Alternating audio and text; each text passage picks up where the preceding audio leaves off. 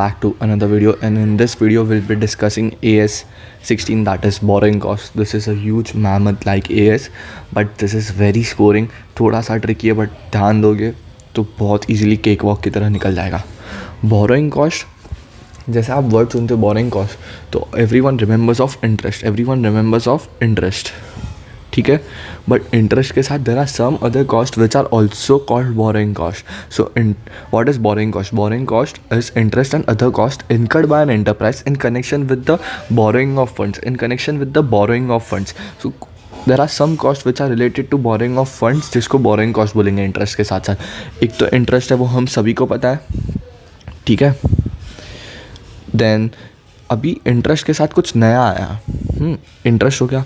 Then there are commitment charges on borrowings. Suppose आपने 1,00,000 रुपये bank loan लिया, 1,00,000 रुपये बैंक लोन लिया, उसमें से you have been using 50,000 for asset के लिए, आपने वो विड्रॉ कर लिया और उसके ऊपर आप क्या भरोगे? Interest charges. अभी जो बैलेंस 50,000 आपके बैंक अकाउंट में है उसके ऊपर इंटरेस्ट नहीं बट कमिटमेंट चार्जेस लगेंगे, उसके ऊपर इंटरेस्ट नहीं बट कमिटमेंट चार्जेस लगेंगे. तो this is what is commitment charges.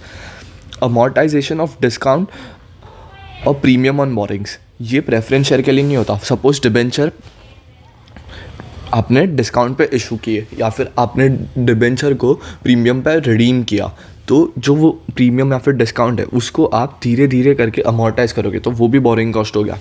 Amortisation of ancillary cost relating to borrowing cost. Finance charges, अगर आपने AS19 पढ़ा है, अगर आपने AS19 पढ़ा है जो मैं आगे कवर करने वाला हूँ, तो उसमें फाइनेंस चार्जेस आते हैं. What are finance charges? Finance charges for assets acquired on financial lease. Financial lease में क्या होगा? लेसी को एसेट क्या, लेसर को लीज पेमेंट कर रहा है, लेसी लेसर को लीज पेमेंट कर रहा है, तो इसमें इंटरेस्ट और प्रिंसिपल होता है. तो ये जो इंटरेस्ट वाला पार्ट है ना, ये जो इंटरेस्ट वाला पार्ट है, that is nothing but finance charges. और आता है सबसे इंपॉर्टेंट वाला जो भी हम पूरा एकदम डिटेल में इन डेप्थ डिस्कस करने वाले, दैट इज़ एक्सचेंज डिफरेंसेस. इसका ना गोल्डन रूल है, डायरेक्ट कंक्लूजन, वो हम लोग है ना पूरा एग्जाम्पल समझेंगे उसके बाद देखेंगे, ठीक है. So let's start with the example. आपने अभी जनरली क्या होता है पता है, लोकल में जो बोरिंग्स मिल रही है, जो इंडिया में बोरिंग मिल रही है, वो सपोज 20 या फिर 25% पे रहेगी. तो जो आपको आउट ऑफ इंडिया से बोरिंग मिल रही है that can be cheaper. So people opt for cheaper option. So अभी समझो फॉरेन बोरिंग मिल रही है, आप ए लिमिटेड हो, आपने फॉरेन बोरिंग लिया $1,000 का at an interest rate of 10% per annum, at an interest of 10% per annum. और ये कभी लिया था आपने 11 Feb को, या आपने लिया था 11 Feb को, और तभी क्या एक्सचेंज रेट चालू थे, $1 इज़ इक्वल टू 75 रुपीज़, ठीक है. अभी रीपे जनरली आपके हिसाब से आप कितना करोगे? 75,000 rupees, that is $1 into 75.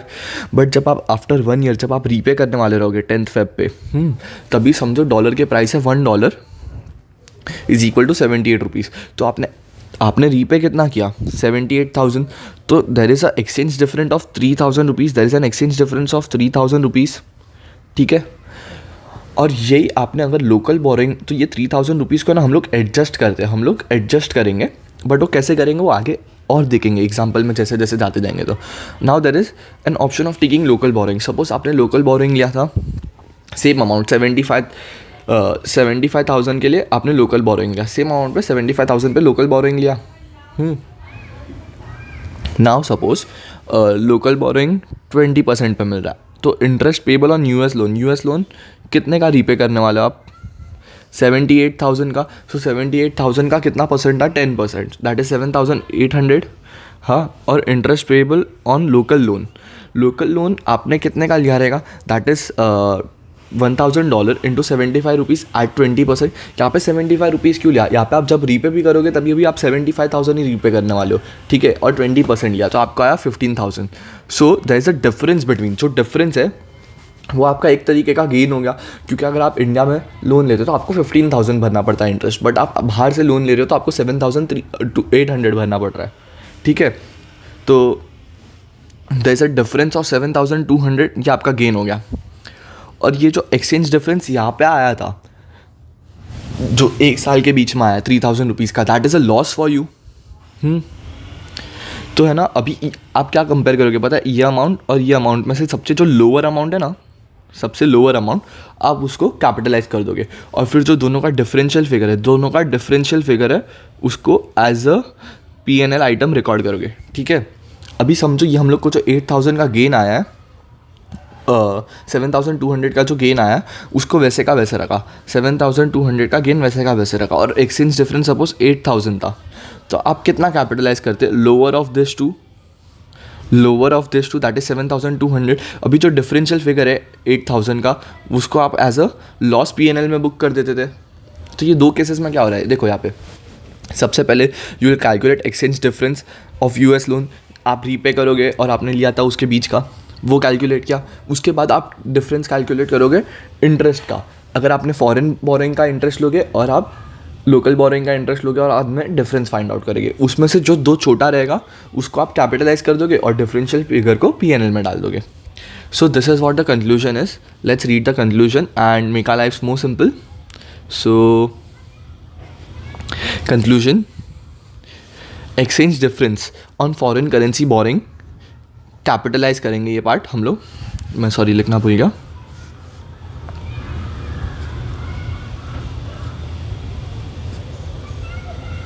Conclusion, exchange difference on foreign currency borrowing should be capitalized, lower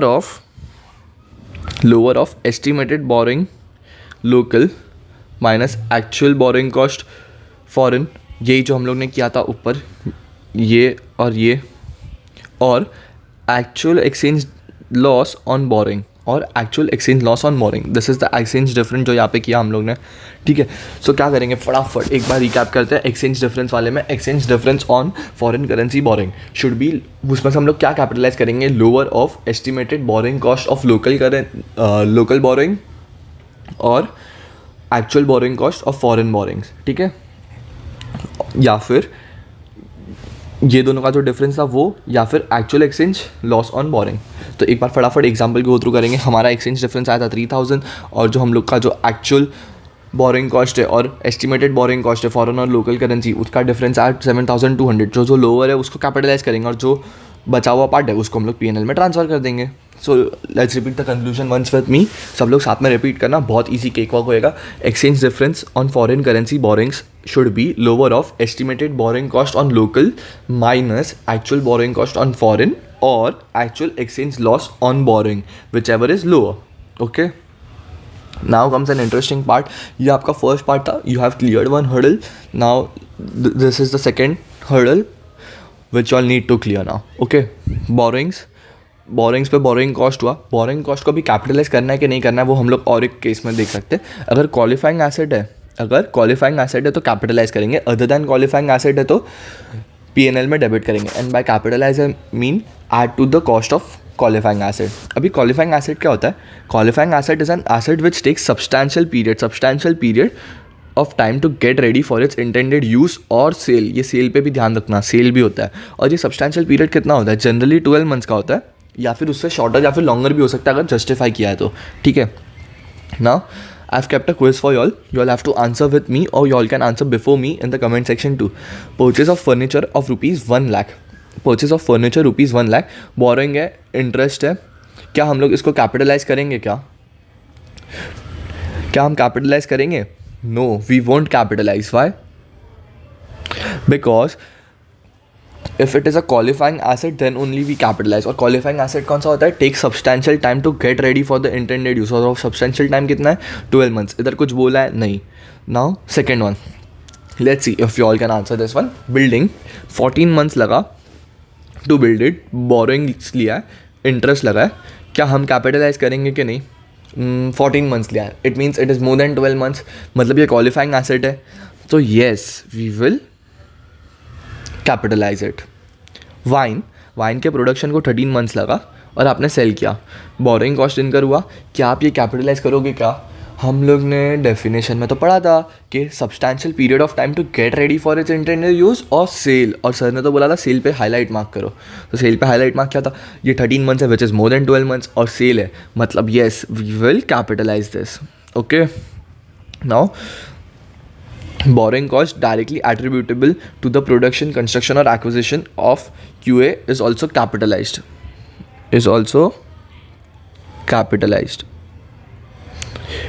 now comes an interesting part, see boring.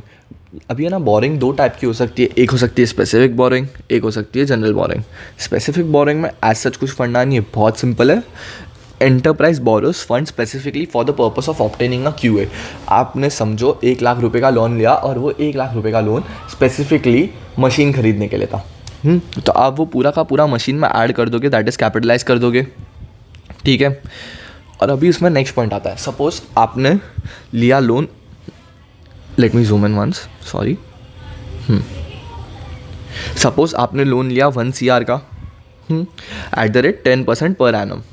तो आपके हिसाब से बोरिंग कॉस्ट कितना हुआ, 10 लाख। हाँ, बट आपने उसमें से 50 लाख यूज़ किया एसेट पे, और 50 लाख जो बचा हुआ है वो आपने इन्वेस्ट कर दिया at the rate 10% per annum. आपके हिसाब से बोरिंग कॉस्ट कितना हुआ, 10 लाख।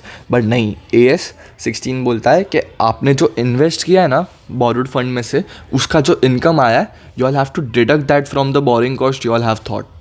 तो मतलब जो ग्रॉस बोरिंग कॉस्ट आया 10 लाख, उसमें से हम लोग 5 लाख डिडक्ट करेंगे, और जो पार्ट आएगा उसको हम लोग कैपिटलाइज करेंगे, ठीक है। So gross borrowing cost minus income from the temporary investment of that borrowing cost gives us net borrowing cost which should be capitalised, ठीक है। अभी हम लोग आते हैं सेकेंड पार्ट पे, that is general borrowing. Funds are borrowed generally, और फिर उसमें से कुछ फंड हम लोग ने ऑब्टेनिंग क्वालिफाइंग एसेट के लिए यूज़ किया। तो हम लोग कैपिटलाइज कैसे करेंगे, कैपिटलाइज हम लोग वेटेड एवरेज पे करेंगे, ठीक है। अभी आप लोग सोचोगे वेटेड एवरेज क्या होता है, आप लोग ने पढ़ा है और आप लोग को पता भी है, बहुत सिंपल है, देखते हैं। अभी सपोज आपने जनरल बोरोइंग किया है, जनरल बोरोइंग में आपने क्या ना 5 करोड़ का लोन लिया है 12% पे, और एक आपने 4 करोड़ के डिबेंचर इशू किया 10% पे, ठीक है। तो और आपने इसमें से ये जो 9 करोड़ है उसमें से 2 करोड़ क्वालिफाइंग एसेट के लिए यूज़ किए। अभी आप इस 2 करोड़ में से कितना इंटरेस्ट कैपिटलाइज करोगे वो आपको पता नहीं है, तो वो हम लोग है ना वेटेड एवरेज मेथड यूज़ करके निकालेंगे। वेटेड एवरेज में क्या करेंगे, ये जो अमाउंट है 5 CR का into percentage, that is 5 CR into 12 and then 4 CR into 10 divide by जो टोटल अमाउंट आपने बोरो किया था, divide by the total amount जो आपने बोरो किया था। So amount into interest percent plus amount into interest percent plus amount into interest percent, जितना भी रहेगा ये वो divide by the total amount you have borrowed, इससे आपको मिलेगा आपका कैपिटलाइजेशन रेट। आपको वो कैपिटलाइजेशन रेट आपके जितना आपने ना क्वालिफाइंग एसेट पे यूज़ किया है उसके ऊपर अप्लाई करना है। So you will get the amount to be capitalised. अभी आपका जो टोटल, आप फिर है ना टोटल इंटरेस्ट कैलकुलेट करोगे, दैट इज़ 5 CR का 12% एंड 4 CR का 10%, दैट इज़ 1 CR, और 1 CR में से आप 0.22 CR कैपिटलाइज कर रहे हो। तो बचा हुआ आप क्या करोगे, चार्ज टू PNL। तो फटाफट एक रिकैप कर लेते हैं अब तक जो हमने पढ़ा है उसका, क्योंकि आपने और एक हर्डल क्लियर कर दिया, बहुत स्मूथ जा रहे हो and I am pretty impressed with that. So let's start again. Borrowing cost में क्या क्या आता है, interest and other cost. Commitment क्या होता है, जो पैसा हम लोग ने बोरो किया बट हम लोग ने यूज़ नहीं किया तो उसके ऊपर कमिटमेंट चार्जेस लगते हैं। Amortisation of discount and premium on borings is also boring cost. Finance charges जो फाइनेंस लीज पे लगता है वो भी बोरिंग कॉस्ट में आता है। एक्सचेंज डिफरेंसेस में हम लोग कितना पार्ट कैपिटलाइज करते हैं, जो हम लोग ने exchange difference on foreign currency borrowings is capitalized lower of estimated borrowing cost of local minus estimated borrowing cost of foreign or actual exchange loss on borrowing, ठीक है। फिर उसके बाद बोरिंग कॉस्ट अगर क्वालिफाइंग एसेट के लिए तो capitalise कर देंगे, अदर देन क्वालिफाइंग एसेट है तो PNL में डाल देंगे। Then what is qualifying asset is an asset which takes a substantial period, that is 12 month to get ready for its intended use और सेल। फिर उसके बाद हम लोग ने सब एग्जाम्पल्स देखे। फिर उसके बाद हम लोग ने देखा borrowings can be of 2 types, that is specific borrowing और general borrowing. Specific borrowing specifically एक क्वालिफाइंग एसेट ऑब्टेन करने के लिए होती है। जनरल बोरिंग एवे ही कर लिया और फिर उसमें से कुछ पार्ट यूज़ कर लिया ऑब्टेनिंग फॉर क्वालिफाइंग एसेट। अभी ये जो स्पेसिफिक बोरिंग है वो डायरेक्टली कैपिटलाइज कर देंगे, बट सपोज आपने 1 करोड़ का बोरिंग किया, उसमें से सिर्फ 50 लाख यूज़ किया और जो बचा हुआ 50 लाख से आपने वो इन्वेस्ट कर दिया किधर, तो उसमें से जो इनकम आ रहा है आप उसको डिडक्ट करोगे बोरिंग कॉस्ट में से और फिर जो नेट फिगर आएगा उसको कैपिटलाइज करोगे। और अगर जनरल बोरिंग है तो जनरल बोरिंग में हम लोग वेटेड एवरेज करते हैं। वेटेड एवरेज कैसे करते हैं? Amount borrowed into rate plus amount borrowed into rate plus amount borrowed into rate divide by the total amount borrowed. वो हम लोग को जो परसेंटेज मिलेगा उसको हम लोग जितना हम लोग ने क्वालिफाइंग एसेट के लिए यूज़ किया उसके ऊपर अप्लाई करेंगे और फिर जो अमाउंट मिलेगा उसको कैपिटलाइज करेंगे और जो बचा हुआ अमाउंट है वो चार्ज करेंगे पीएनएल में। Now this comes the last hurdle for y'all which is very interesting, period of capitalisation of borrowing cost. Period of capitalisation of borrowing cost. अभी है ना, ये पीरियड से मतलब हम लोग को क्या समझता है कि हम लोग को कभी से चालू करना है रिकॉर्ड करना, कभी बंद करना है, ठीक है, कभी चालू करना और कभी बंद करना है। Commencement of capitalisation, commencement of capitalisation, so highlight the word commencement. Commencement of capitalization. Capitalization of borrowing cost will commence when the following conditions are satisfied. ये जो conditions है ना, all every condition should be satisfied. Expense for acquisition, construction or production of qualifying asset is being incurred. Incurred को underline कर देना. Borrowing cost are being incurred. अभी आप सोच रहे होगे अगर expense incur किया तो borrowing cost भी तो incur किया ही रहेगा ना। नहीं, suppose आपने लोन लिया 1 CR का, या फिर 1 मिनट, आपने समझो लोन ही नहीं लिया, आपने एक्सपेंस इनकर किया है कंस्ट्रक्शन के लिए बट आपने कोई लोन ही नहीं लिया है, तो क्या ये कंडीशन मेट होएगी? क्या आपका लोन भी होना चाहिए, मतलब बोरो भी किया रहना चाहिए फंड और एक्सपेंस भी इनकर होना चाहिए, दोनों कंडीशन सेटिस्फाई होनी चाहिए। और activities that are necessary to prepare the assets for it intended use और सेल्स आर इन प्रोग्रेस। मतलब फर्स्ट कंडीशन क्या था? एक्सपेंस फॉर एक्विजिशन, कंस्ट्रक्शन और production of qualifying asset is being incurred. फिर उसके बाद था borrowing cost is being incurred, और जो एक्टिविटीज़ है नेसेसरी एक्टिविटीज़ है to prepare the qualifying asset are in progress. Okay, अभी ये जो एक्टिविटीज़ है ना, ज़रूरी नहीं है कि फिजिकल एक्टिविटीज़ हो, ज़रूरी नहीं है कि फिजिकल एक्टिविटीज़ हो, ये परमिशन भी हो सकती है। सपोज म्यूनसिपालिटी से परमिशन लेना था एक एक्स्ट्रा फ्लोर कंस्ट्रक्ट करने के लिए, या फिर कुछ कंस्ट्रक्ट करने के लिए, या फिर बालकनी इंक्रीज़ करने के लिए, डक्ट एरिया यूज़ करने के लिए परमिशन ले रहे हो, वो भी एक एक्टिविटी है। या फिर आप घर का फ्लोर मैप डिज़ाइन कर रहे हो, वो भी एक एक्टिविटी है। नाउ सस्पेंशन, पहले है ना आप लोग को सस्पेंशन और सेसेशन में डिफरेंस समझना आएगा। सस्पेंशन और सेसेशन में डिफरेंस समझना आएगा। तो सस्पेंशन और सेसेशन का डिफरेंस समझने के लिए हम लोग एक एग्जांपल लेंगे। Suppose you are in a school, आपने किसी के साथ फाइट कर लिया तो आपको सस्पेंड कर दिया, मतलब आप टेम्पोररीली स्कूल से निकले हो, आप वापस आ सकते हो। टेम्पोररीली स्कूल से निकले हो, आप वापस आ सकते हो। बट सपोज आप ऐसे फाइट में इंडल्ज हुए कि सामने वाला इतना हार्म हुआ that person is in hospital and the school took a strict action against you, क्योंकि ऑलरेडी आप एक बार सस्पेंड हो चुके थे और school took a strict action against you. उन्होंने आपको रेस्टिगेट कर दिया, लिविंग सर्टिफिकेट दे दिया। Now there are chances of coming back, no, मतलब सेसेशन। ठीक है, सस्पेंशन मतलब टेम्पररी होता है, सेसेशन मतलब कन्फर्म हो गया, बंद। ठीक है, now suspension is temporary. Capitalization of borrowing cost should be suspended during the period in which active development is interrupted. Now note all the examples given below are a part of module. आपको है ना ये same examples बहुत सारे videos में मिलेंगे because ये सब आपके मॉड्यूल के ही पार्ट है। एंड ये मॉड्यूल के एग्जाम्पल्स इसीलिए ले रहा हूँ कि there are high chances of this coming in exam. Suppose अभी आपका ना मैं साथ साथ आंसर करते जाना है। सपोज़ आपने चालू किया आपका कंस्ट्रक्शन या फिर एक्विजिशन जो भी है, आपने प्रोडक्शन कंस्ट्रक्शन जो भी आपने चालू किया, उसके बीच में लेबर स्ट्राइक पे चले गए, इसकी वजह से एक्टिव डेवलपमेंट इंटरप्ट हुआ कि नहीं, तो हम लोग कैपिटलाइजेशन बंद कर देंगे। ठीक है, अब एक ये लाइन रीड करो, if temporary delay is necessary part of process then you have to capitalise. If temporary delay is necessary part of process then you have to capitalise. ठीक है, अभी समझो आप लोग ने एक ग्राउंड फ्लोर बिल्ड कर दिया आपके बिल्डिंग का, अभी आपको परमिशन चाहिए फर्स्ट फ्लोर बिल्ड करने की, तो आप वो फर्स्ट फ्लोर बिल्ड करने के लिए ना परमिशन लेने गए और परमिशन के लिए ना 1 महीना ज़्यादा लग गया, इसकी वजह से एक्टिव डेवलपमेंट इंटरप्ट हुआ। बट जैसे आपने पढ़ा permission is also an activity for the process, right? Permission is also an activity for the process, हम लोग ने ऊपर ही पढ़ा, ये देखो। तो ये जो परमिशन है इसकी वजह से as such active development interrupt नहीं हुआ, वो नेसेसरी पार्ट था प्रोसेस का जिसके वजह से टेम्पोररी डिले आया, तो भी आप उसको कैपिटलाइज करोगे। एंड सिमिलर एग्जाम्पल, ये बहुत इंटरेस्टिंग एग्जाम्पल है, एग्जाम में आ भी सकता है।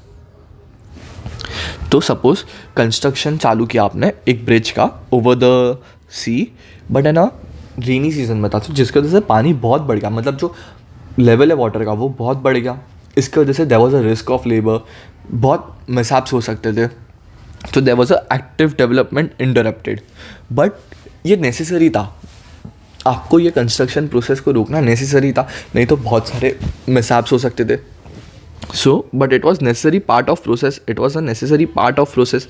तो जैसे हम लोग ने ये प्रोविजन में पढ़ा है कि if temporary delay is a necessary part of process then capitalise, तो हम लोग कैपिटलाइज करेंगे। सॉरी मैंने यहाँ पे रॉन्ग लिखा है, तो हम कैपिटलाइज करेंगे।